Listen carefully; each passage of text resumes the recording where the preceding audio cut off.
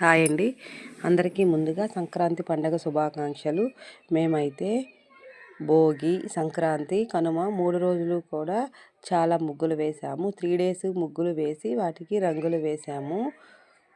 ఒక్కొక్క ముగ్గు వేసి రంగులు వేయడానికి మాకైతే 2-3 గంటల సమయం పట్టింది. వేసేటప్పుడు చాలా కష్టంగా ఉన్నా కూడా ముగ్గంతా వేశాక ఆ ముగ్గు చూసి చాలా ఆనందం అనిపిస్తుంది. ఇదైతే మొదటి రోజు వేసిన ముగ్గు. ఇది సంక్రాంతి రోజు చాప ముగ్గు అన్నమాట. ఇది గీతల ముగ్గు. ఒక్కొక్క ముగ్గు వేయడానికి ఒక్కొక్క స్టోరీ ఉంది. ఇదైతే సంక్రాంతి రోజు చిన్న ఫ్లవర్ వేసాము. అంటే రెండో రోజు ఈ ముగ్గు. రెండో రోజు ఇదైతే మొదటి రోజు ముగ్గు.